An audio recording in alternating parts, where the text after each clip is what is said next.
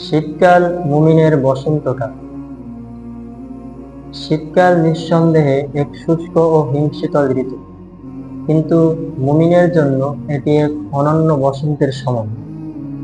যেমন বসন্তে প্রকৃতি নানা রঙের ফুল সজ্জিত হয় এবং সবুজ গাছপালার মাঝে সৌন্দর্য মানুষের মনকে আকর্ষণ করে, তেমনি শীতে নেক আমলের দ্বার উন্মুক্ত হয় এবং তাদের উপর সওয়াবের বরকত বেড়ে যায় এবং অন্যান্য নেকি লাভের বিশেষ সুযোগ মুমিনকে ঠিক তেমনি আনন্দ দেয়।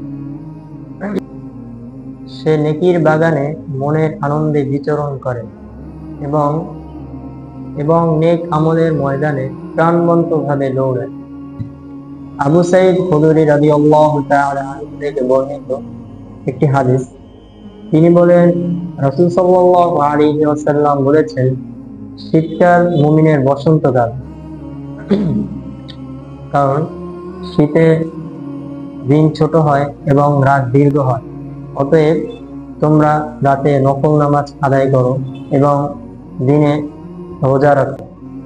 বিখ্যাত তাই উবাইদ ইবনে উমাইর রাইসি রাহমাতুল্লাহি আলাইহি তিনি বলতেন, হে কোরআনের অনুসারীরা, তিনি বলতেন শীতের মৌসুম এলেই তিনি বলতেন, হে কোরআনের অনুসারীরা, তোমাদের জন্য রাত দীর্ঘ হয়ে গিয়েছে এবং দিন ছোট হয়ে গিয়েছে, এটাকে তোমরা গনিমত মনে করো।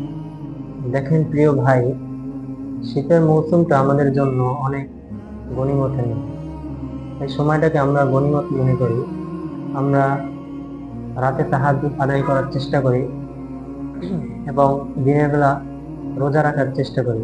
আল্লাহ তাআলা আমাদের সকলকে আমল করার তৌফিক দান করুন। আমিন।